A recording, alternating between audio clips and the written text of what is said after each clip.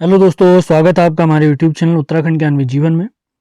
उत्तराखंड सामान्य अध्ययन से जो कि हम BS नेगी जी की पुस्तक से देख रहे हैं, आज उसका देखेंगे 40वां चैप्टर, इसका पहला भाग। क्योंकि चैप्टर बड़ा है तो इसको हम दो भागों में करेंगे। उत्तराखंड के सिलेबस में अगर देखें तो ये सबसे महत्वपूर्ण चैप्टर्स में से एक चैप्टर है।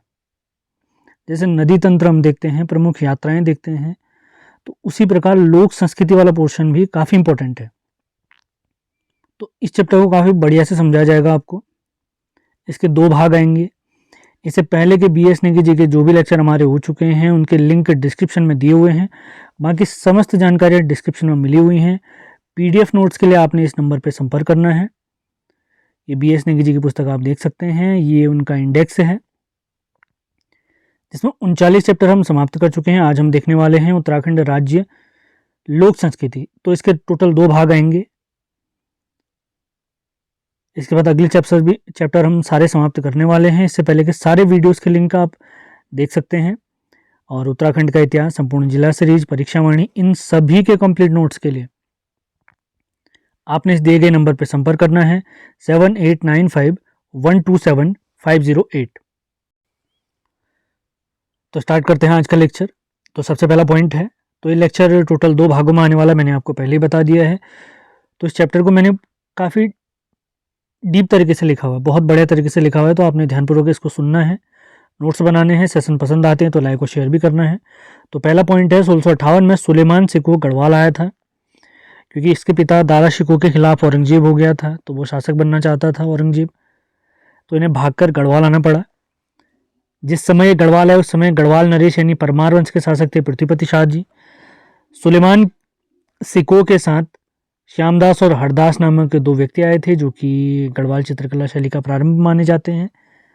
मौलाराम जी के वंशज हैं श्यामदास, श्यामदास जी के पुत्र हैं हरदास, हरदास जी के पुत्र हैं हीरालाल, हीरालाल जी के पुत्र हैं मंगतराम, और मंगतराम जी के पुत्र हैं मौलाराम जी। बैरिस्टर माफ करें, मौलाराम जी, बैरिस्टर मुकुंदीलाल जी तो इनके चित्रों को हमारे सामने लाए थे। हीरालाल जी को गढ़वाली शैली, चित्रकला शैली का सूत्रधार माना जाता है, तो काफ़ी इंपॉर्टेंट है। अब बढ़ते हैं अगले पॉइंट्स की तरफ। मैं फिर से बता रहा हूँ, मैं तीसरी बार रिपीट कर रहा हूँ, चैप्टर बहुत ध्यान से सुनना है। ये मोस्ट इंपॉर्टेंट चैप्टर है हमारे उत्तराखंड के सिलेबस में।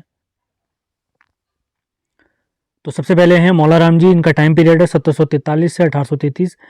इन्होंने निम्न शासकों का कार्यकाल देखा है, जो परमार वंश के शासक हैं: प्रदीप शाह, ललित शाह, जयकीरत शाह। किताबों में इनका नाम जयकीर्ति शाह भी दिया हुआ है। इसके बाद प्रद्युम्न शाह और आते हैं सुदर्शन शाह, जो कि टिहरी रियासत के संस्थापक हैं। मौलाराम जी से जो चित्रकला सीखते थे वे थे हमारे कुंवर प्रीतम और शाह जी, जो कि श्रीनगर में आते थे।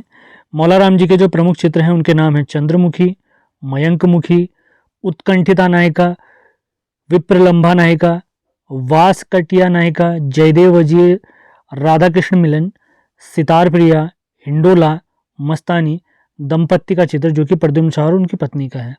अगर कोई मुझसे पूछे इन चित्रों में मोस्ट इंपॉर्टेंट कौन सा है, तो मैं कहूँगा ये सारे मौलाराम जी के चित्र मोस्ट इंपॉर्टेंट है। तो एक एक बार बार पढ़ना है, आपको ऑटोमेटिक याद हो जाएंगे।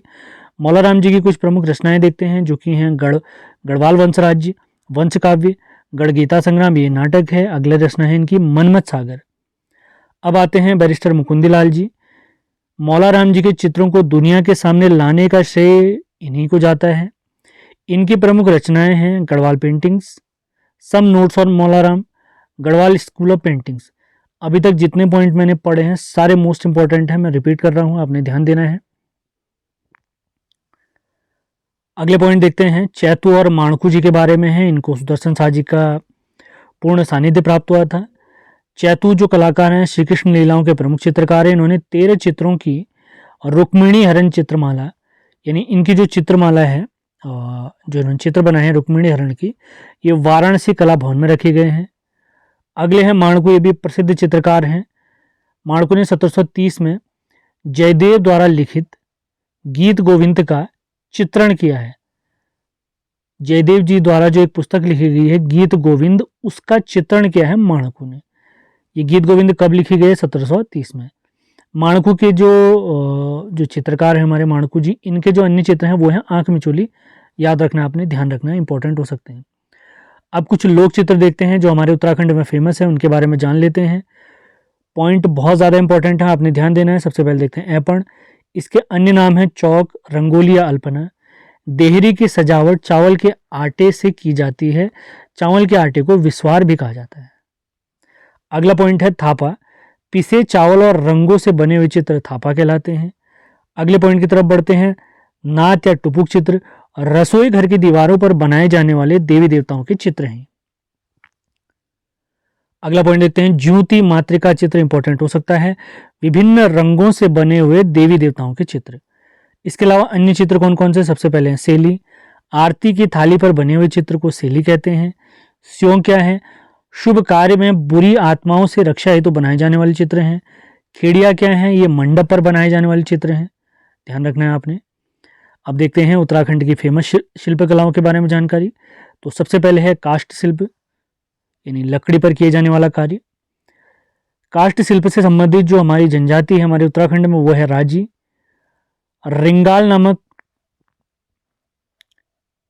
रिंगाल की जो पैदावार होती है वो हमारे चमोली, अल्मोड़ा, पिथौरागढ़ में होती है। ये यहाँ का प्रमुख हस्तशिल्प है।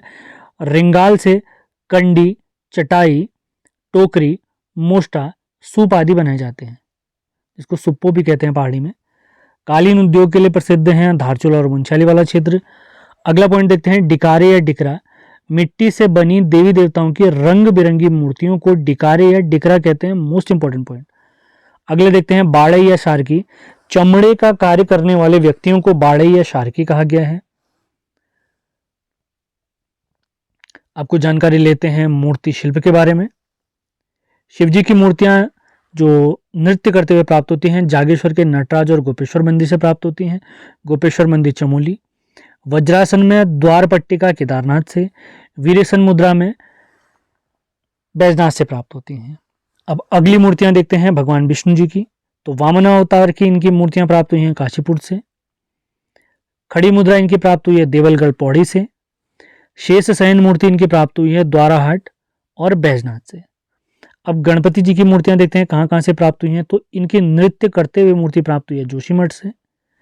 गणेश जी की मोर की पीठ पर सवार, दोनों ओर मोर, 4 हाथ 6 सिर वाली मूर्ति लाखा मंडल से प्राप्त हुई है, जिसे लाक्षागृह भी कहा गया है। लाखों मूर्तियों का ढेर भी कहा गया लाखा मंडल को। माता दुर्गा की मूर्तियां कहाँ कहाँ से प्राप्त हुई हैं? तो इनकी खड़ी मूर्ति प्राप्त हुई है बैजनाथ संग्रहालय से। सिंह वाहिनी मूर्ति प्राप्त हुई है जागेश्वर कालीमठ से, जागेश्वर और कालीमठ रुद्रप्रयाग से। अगला देखते हैं महिषासुर मर्दिनी की मूर्तियां प्राप्त हुई हैं चंबा से, इंपॉर्टेंट है। ब्रह्मदेव की मूर्तियां प्राप्त हुई हैं द्वाराहाट से और बैजनाथ संग्रहालय से। अब देखते हैं उत्तराखंड के प्रमुख वाद्य यंत्रों के बारे में जानकारी। तो यहां से भी काफी महत्वपूर्ण पॉइंट बन सकते हैं। सबसे पहला पॉइंट है धातु वाद्य यंत्र, जिसे बिणाई, मंजीरा, झांझ, करताल, चिमटा, खजड़ी, कांसे की थाली। चर्म वाद्य यंत्र कौन कौन से हैं? ढोल, नगाड़ा, तबला, ढपली, उड़की इंपॉर्टेंट हो सकता है, डौर, दमुआ और धतीमा।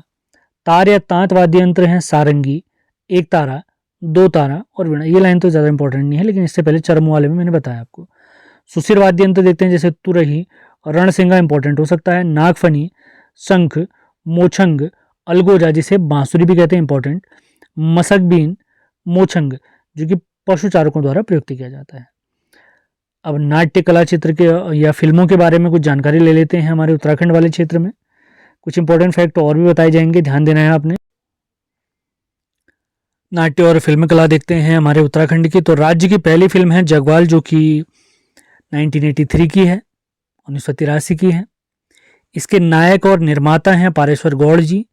भाषा अगर पूछेंगे इसकी गढ़वाली है। अगर इस फिल्म की हीरोइन अगर पूछा जाए आपसे, तो आपने ध्यान रखना है इस फिल्म की हीरोइन है कुसुम बिष्ट जी। अगला पॉइंट देखते हैं सर्वाधिक सफल फिल्म अगर गढ़वाली पूछी जाए तो यह घर जब है। ये कब की है? 1985-86 की। इसके निर्माता अगर पूछे जाएं हमसे, तो इसके निर्माता हैं विश्वेश्वर दत्त नौटियाल जी और निर्देशक हैं इसके तरण तारण जी। तरण तारण इंपॉर्टेंट इफेक्ट ध्यान रखना आपने, तरण तारण जी। कुमाऊनी, पहली कुमाऊनी फिल्म अगर पूछी जाए तो ये मेघा आ है और इसका सन अगर हमसे पूछते हैं तो इसका सन है 1987।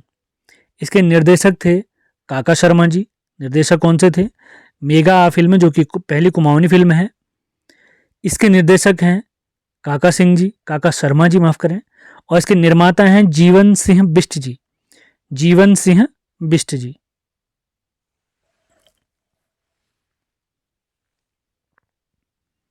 अब कुछ जानकारी संगीत कला के बारे में देख लेते हैं।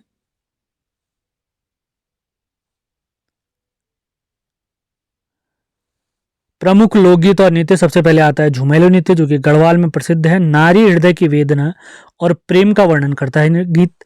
अगला है झुमेलो नृत्य, नव विवाहित कन्याओं द्वारा मायके आने पर किया जाता है ये। अगला देखते हैं बाजूबंद नृत्य गीत, इसका अन्य नाम है दूड़ा नृत्य गीत। इसका क्षेत्र है रवाई जौनपुर और ये प्रणय नृत्य गीत है। अगला देखते हैं खुदेड़ गीत, जो कि मायके की याद में गाया जाता है। अगला है चौफला गीत, जो कि प्रेम मिलन व नृत्य प्रधान गीत है। इसमें चारों भाव मौजूद हैं, जिसमें रति, हास, मनुहार और अनुनय शामिल है। जो चारों भाव होते हैं हमारे, वो इसमें शामिल हैं। अगला देखते हैं चौफला नृत्य, इंपॉर्टेंट हो सकता है। यह गुजरात के गरबा और असम के बिहू नृत्य के समान है। यह श्रृंगार भाव प्रधान है और इसमें वाद्य यंत्र का प्रयोग नहीं होता है। माता पार्वती ने शिवजी हेतु यह नृत्य किया था। पुरुष नृत्य को चौफुला जबकि स्त्री नृत्य को चौफलो कहा जाता है इस नृत्य में। इसकी अन्य शैलियां जो हमें प्राप्त होती हैं वो लाडूली, लालूडी, खड़ा और मयूर।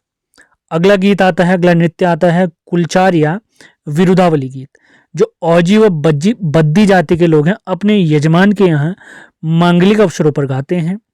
यजमान की जाति और वंश का गुणगान किया जाता है इसमें। अगला देखते हैं चैती पसारा गीत। अगला है पट गीत, उपदेशात्मक गीत इसे कहते हैं। अगला इसके बाद आता है चूरा गीत, युवा भेड़ चरवाहों को सीख देने के लिए वृद्ध चरवाहों द्वारा गाया जाने वाला गीत है चूरा गीत।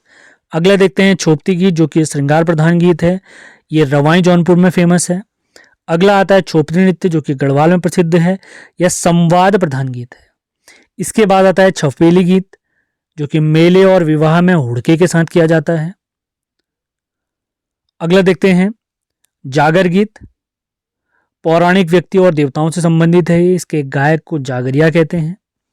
अगला आता है चांचरी भौनी नृत्य गीत, गढ़वाल में बसंत ऋतु में चांदनी रात में इसका यह नृत्य गीत किया जाता है।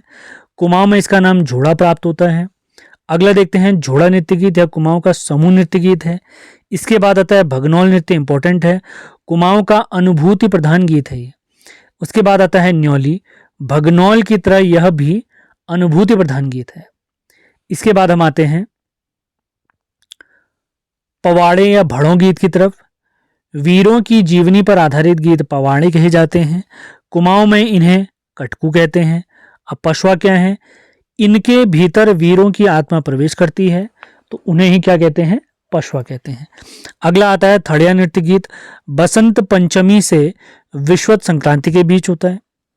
पहली बार मायके आने पर लड़कियों द्वारा इसका प्रदर्शन किया जाता है। इसी के साथ बीएस नेगी जी के